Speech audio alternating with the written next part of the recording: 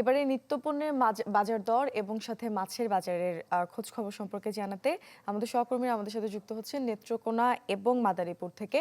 শুরুতে যাব হানিফুল্লাহ আকাশের কাছে, তিনি এখন নেত্রকোনায় আছেন। আকাশ।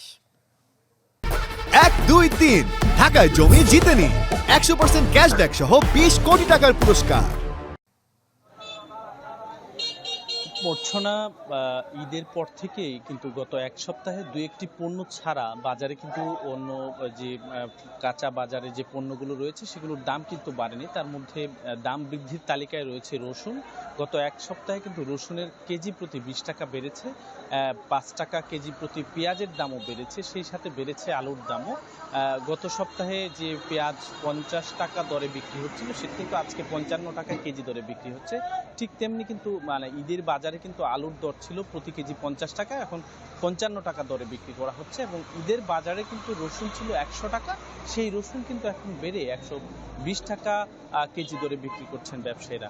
এবং আরেকটি কথা জানিয়ে রাখি, এখানে আসলে বাজারের ব্যবসায়ীদের সাথে কথা বলে যে বিষয়টি জানা গেছে যে ঈদের পরে বাজারে কাঁচা যে বেগুন, শসা ইত্যাদির যে পণ্যগুলো রয়েছে সেগুলোর কিন্তু আমদানি বৃদ্ধি পেয়েছে, কিন্তু বাজারে এই পণ্যগুলোর ক্রেতা কিন্তু তেমন বৃদ্ধি পায়নি, যে কারণে এই পণ্যগুলোর যে দাম সেটি অপরিবর্তিত রয়েছে। কিছুটা বেড়েছে টমেটোর দাম। রোজার মাসে যে টমেটো শেষ দিকে দাম ছিল 20 টাকা কেজি, সেটা কিন্তু এখন 30 টাকা কেজি দরে বিক্রি করা হচ্ছে। তো আসলে ক্রেতা সাধারণ বলছে যে তারপরেও কিন্তু বাজারের যে মূল্য সেটি বৃদ্ধি করে দেয় ব্যবসায়ী সিন্ডিকেট, যে কারণে আসলে প্রশাসনের পক্ষ থেকে বাজার যে মনিটরিং ব্যবস্থা, সেই মনিটরিং ব্যবস্থা জোরদার করা গেলে আসলে বাজারের যে এই অবৈধ সিন্ডিকেট সেটিকে মুক্ত করে সাধারণ মানুষের ক্রয় ক্ষমতার মধ্যে রাখা যাবে এই নিত্যপণ্য। তো মূর্ছনা এই ছিল নেত্রকোনা থেকে সর্বশেষ। হানিফুল্লাহ আকাশ, আপনাকে ধন্যবাদ। দর্শক, এবারে মাছ বাজারের খবর জানাতে মাদারীপুর থেকে যোগ দিচ্ছেন সাগর হোসেন তামিম। তামিম।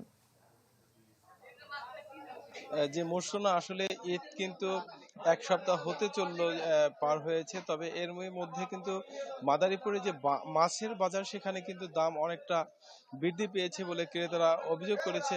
তো আমি এই মুহূর্তে যে বাজারটিতে রয়েছে এটি মাদারীপুর শহরের চৌরাস্তা এলাকার একটি মাছের বাজার। এখানে সকাল থেকেই কিন্তু ক্রেতা বিক্রেতাদের সমাগম থাকে।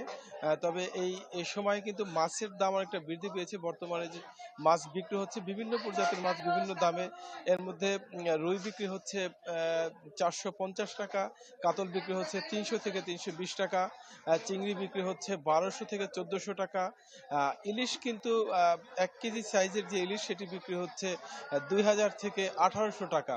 এবং অন্যান্য মাছ, বিশেষ করে স্থানীয় পর্যায়ে যে মাছগুলো রয়েছে পুঁটি এবং স্থানীয় ছোট বড় যে মলা মাছ রয়েছে সেগুলো প্রতি কেজি বিক্রি হচ্ছে 300 থেকে 400 টাকা। অর্থাৎ এই রমজানের শুরুতে এবং এর মাঝেও কিন্তু মাছের দাম এতটা বৃদ্ধি ছিল না, তবে রমজান ঈদ পরবর্তী সময় কিন্তু মাছের দাম অনেকটা বৃদ্ধি পেয়েছে।